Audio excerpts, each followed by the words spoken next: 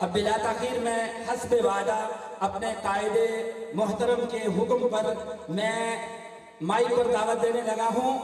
نوجوان قیادت صاحبزادہ حضرت جالندری تشریف لا رہے ہیں۔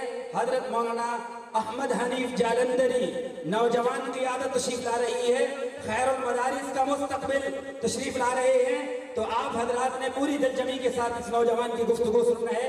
ماشاءاللہ اللہ پاک نے وراثت کے اندر یہ ملکہ رکھا ہے، بہت ہی خوبصورت انداز میں گفتگو کرتے ہیں۔ تشریف لاتے ہیں حضرت مولانا احمد حنیف جالندری۔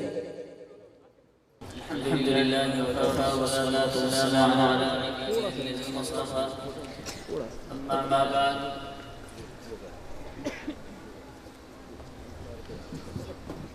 فاعوذ باللہ من الشیطان الرجیم بسم اللہ الرحمن الرحیم إنا نحن نزلنا الذكر وإنا له لحافظون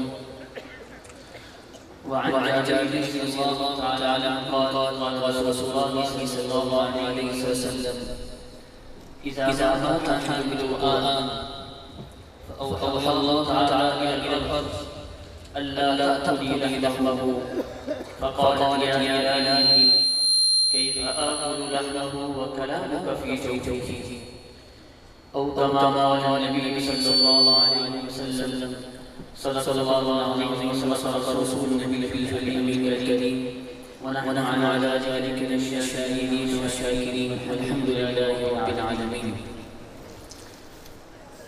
بزرگان محترم، برادران اسلام، حضرات علماء کرام، معزز سامعین کرام، السلام علیکم ورحمۃ اللہ وبرکاتہ۔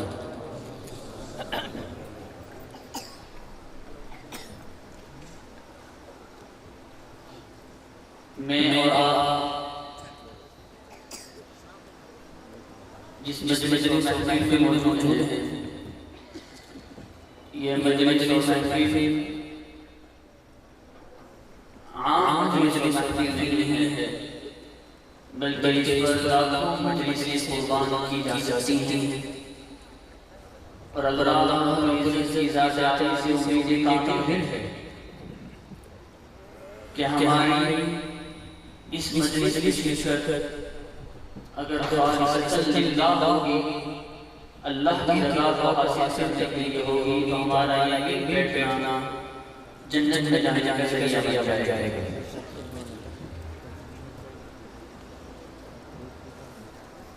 بخاری اور مسلم کی حدیث ہے، حضرت ابو ہریرہ رضی اللہ تعالیٰ عنہ اس کو نقل کرتے ہیں، اس میں یہ حدیث سنا کر اپنی گفتگو ختم کروں گا کہ ان للہ ملائکۃ یطوفون فی الارض یلتمسون اہل الذکر فاذا وجدوا قوما یذکرون اللہ عز وجل تنادوا هلموا الى حاجتکم وقعدوا معهم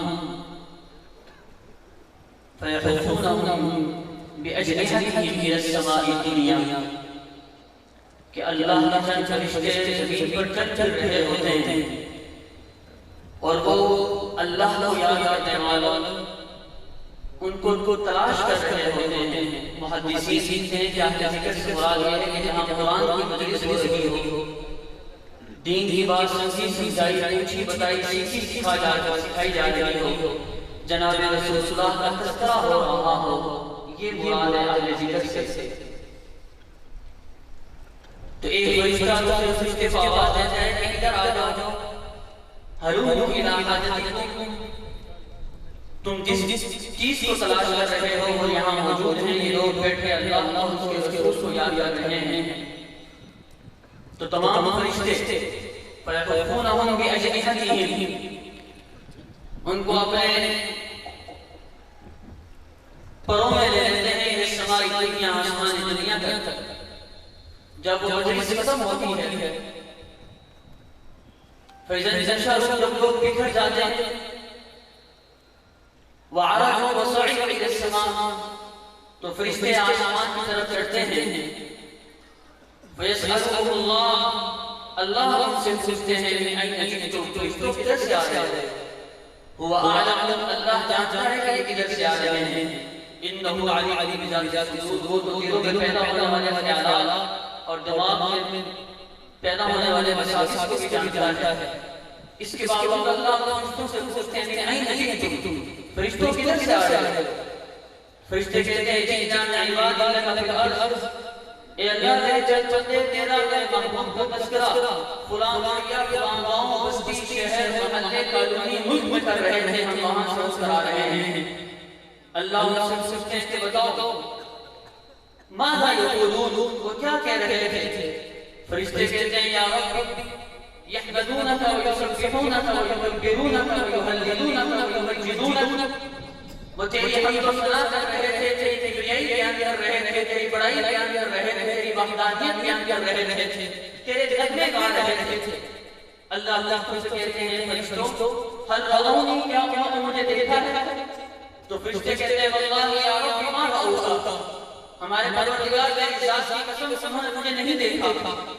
اللہ کہتے ہیں کہ بتاؤ لو رأونی کیف لو رأونی، اگر وہ مجھے دیکھ لیتے تو پھر کیسا ہوتا؟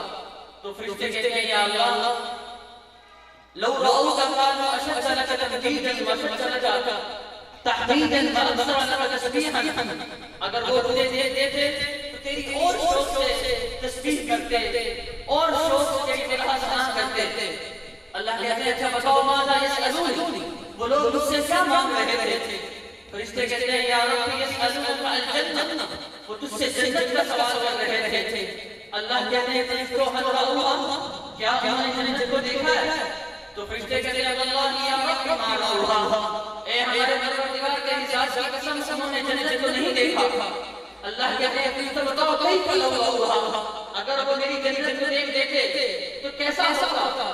تو فرشتے کہتے ہیں یا رب اگر وہ میری جنت کو دیکھتے تو کانوا اشد لہا رغبۃ، وہ اس سے اور زیادہ رغبت کے ساتھ محبت کے ساتھ جنت کو آتے جنت کو طلب کرتے. اللہ کہتے ہیں تو بتاؤ فمیما یتعوذون، وہ کس چیز سے پناہ مانگ رہے تھے؟ فرشتے کہتے ہیں یا رب یتعوذون من النار، وہ جہنم کی آگ سے پناہ مانگ رہے تھے. اللہ کہتے ہیں فرشتوں ہل رأوہا، کیا انہوں نے جہنم کی آگ کو دیکھا ہے؟ تو فرشتے کہتے ہیں یا رب واللہ ما رأوہا، انہوں نے جہنم کی آگ کو نہیں دیکھا.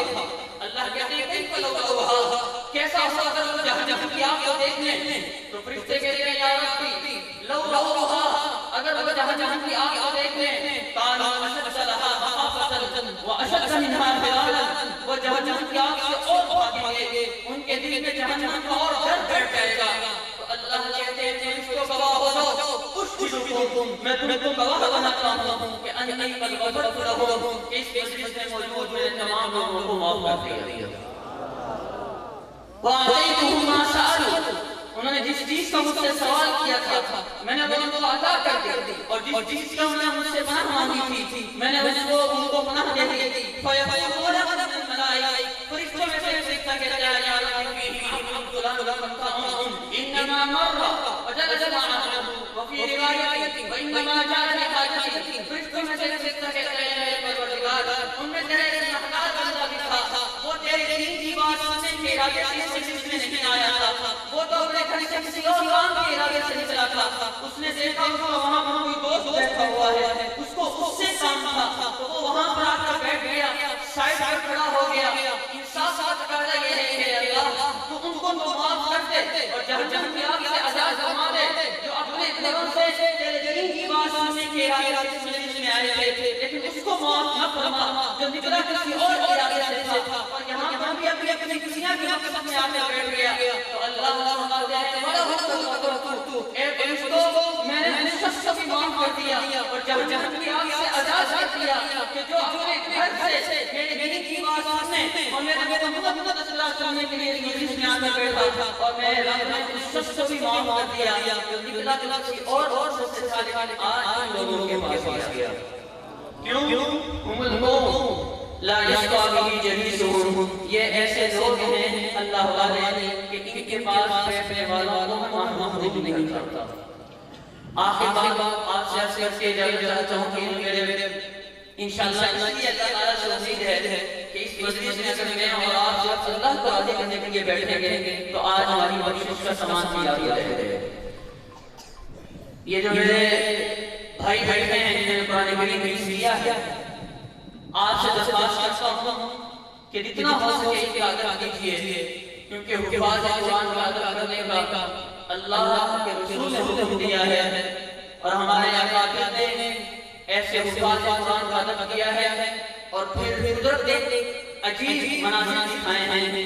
ترجمان سنت کے مصنف مولانا بنیاد امیر ابی رحمۃ اللہ علیہ کا واقعہ، ان کے بیٹے مولانا آفتاب عالم رحمۃ اللہ علیہ نے حکیم اختر رحمۃ اللہ علیہ نے سنایا۔ حضرت نے اپنے کتاب و عائشہ سے محبت میں اس کو درج فرمایا ہے۔ لکھتے ہیں کہ میرے ابا جان کا انتقال ہوا مدینہ منورہ میں، تو جنت البقیع میں ان کو دفن کیا گیا۔ اللہ مجھے اور آپ کو بھی وہاں کی مٹی نصیب فرمائے، ورنہ گئی جنت البقیع میں خون ہونا نصیب فرمائے۔ چنانچہ جب مولانا بنیاد امیر اللہ علیہ کو وہاں پر جنت البقیع میں دفن کیا گیا تو جنت البقیع کی انتظامیہ کا دستور اور طریقہ کار یہ ہے کہ وہ ہر 6 مہینے کے بعد آتے ہیں اور قبر کھولتے ہیں، جو پہلے دفن کی ہوتی ہے اس کی ہڈیاں سائڈ کرتے ہیں اور دوسری میت کو وہاں دفن دیتے ہیں۔ جب وہ اپنے اس دستور کے مطابق آئے جنت البقیع میں میرے ابا جان کی قبر کو کھولا، دیکھا، پھر بند کر دیا، پھر 6 مہینے کے بعد آئے،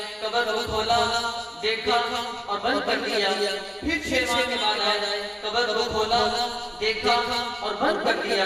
کیوں؟ جثته لم تتغیر وکفه لم یبلا، کہ میرے ابا جان کا ابھی تک نہ کفن میرا ہوا تھا اور جسم تازہ تھا۔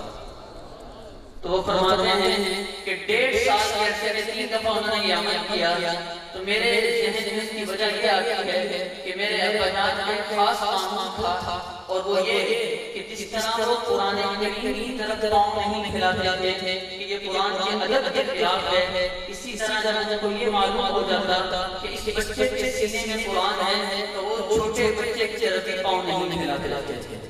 تو اللہ تعالیٰ نے اس کا نقد انعام دنیا میں یہ دیا کہ قبر کی مٹی کو، زمین کو یہ حرام کر دیا کہ خبردار اس کے جسم کو نہ کھانا۔ اللہ تعالیٰ مجھے اور آپ کو حفاظ قرآن کی ادب کرنے، قرآن کریم کی ادب کرنے کی توفیق عطا فرمائے اور ان مجالس کی عظمت و قدر کرنے کی توفیق عطا فرمائے۔ امان علیکم اللہ۔